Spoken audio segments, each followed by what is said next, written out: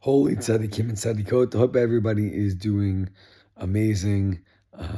Let's start with a bracha. We should be blessed to see all of our precious brothers and sisters, hostages, home soon, safely, with their families, with all of the Jewish people. Amen, amen. And we should be zocha to have all the soldiers safe and come home soon. Amen, amen. And all of the people that are injured, safe and healthy and holy. Amen, amen, amen. And all of our enemies should be like this, wiped out and gone, and should not have the ability to harm us or bother us anymore. Amen, amen, amen. Okay, speaking of enemies, so this week in the Parsha, VaErah, we start from the 10 plagues. And in this week's Parsha, we have the first 7 of the 10 plagues. Okay? Dam, Tzvardea, Kinim, Arov, right? And so, to me, there's always been a question. Actually, it's a question I've had for many, many years.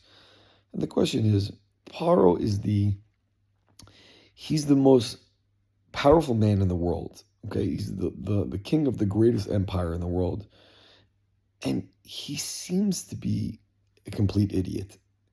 Not to mince words, because, he's hit with crazy, crazy miracle plagues. Like all of the water in Egypt turns to blood. Like that's insane. And then the entire land of Egypt is covered in tzvardea and frogs. And then lice. And it's crazy. You would think at some point he'd be like, I'm not going to win this one. I'm not going to win this. Clearly, there's something about the God of the Jewish people that, he's just going to keep smacking me with another plague and another plague, if I don't let them go. And yet, Paro, time after time, he's like, okay, I'll let you go. No, I changed my mind. Okay, I'll let you go. No, I changed my mind. So I know some of you are going to say, oh, but the Torah says that God hardened Paro's heart. You know what? That happens sometimes, not by all 10. It doesn't say that by all 10. But even so, it's still a question, right? It's crazy. How could he be so short-sighted? How could he not know there's going to be another plague and it's going to hit him so hard? How does he be so foolish? And the answer is, I got to tell you, it's not as good as the question. The question, I believe, is much bigger than the answer and much stronger than the answer. The answer to the question is, we, us, all of us, make a very similar mistake to what Paro is making all the time.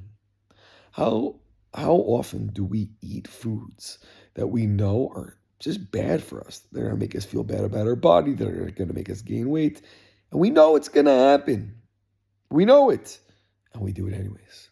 How many of us have engaged in activities that are just simply unhealthy, whether it's smoking or, God forbid, drugs or alcohol or anything like that? And it's like, it's going to bring you down, and yet somehow you're able to do it. And I'm going to tell you how it works. Okay? At that moment, when you want to do something that's unhealthy, unholy, that's not right for you, you shut off your brain. You shut off the concept of cost-benefit analysis, the ability to critically think about, is it really worth it for me? You just shut that off, and you don't think about it, and you only think about the immediate gratification. And this is what was happening. He's like, should I keep the Jewish people around and let them work for me and have all this slave labor or not? That's something I want. I want the free labor, right? But he didn't think about the consequences. Tzadikim and tzadikot.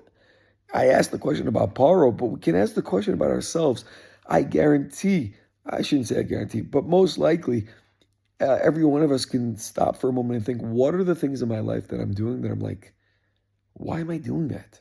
Or why am I not doing something else? I know it's right. I know I should be, but I don't know. I just don't. And so we have to ask ourselves, why? What is it? And usually the answer is not something so profound, so big. It's just a lack of really being analytical about yourself, called cheshbon hanefesh, to be able to look at yourself and your decision making and think, I shouldn't do that. I should do that, right? Where, so many people are like, oh, I love Israel, I want to live in Israel. So why aren't you living in Israel? Oh, but it's too hard. Realistically, sometimes it is too hard, but Sometimes we can push ourselves. Sometimes it has to do with kosher food. Sometimes to do with why am I not learning Torah more. Sometimes it has to do with why am I in a relationship that I know is bad for me. It could be 100 different examples. And you have to ask yourself why. And the answer is usually because, like, I don't know, I don't have a good reason. It's not that good of a reason. I might have a little reason, but is it really worth it if I know something is good for me? The answer to this question really is to become a deep thinker.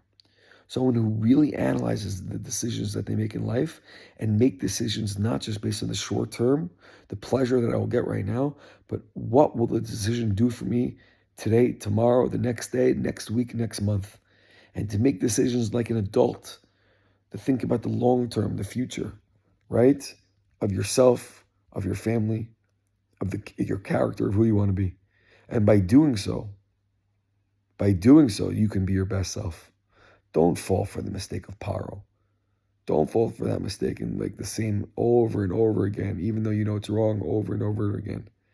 Right? One of the lessons we're supposed to learn is we're better than that and we're capable of more. Mezrat Hashem, if we really think about our actions, we conjure up the strength to think about the future more than just the present, we'll be able to step up and do our best. Mezrat Hashem. Wishing all the holy tzaddikim and tzaddikot Shabbat Shalom.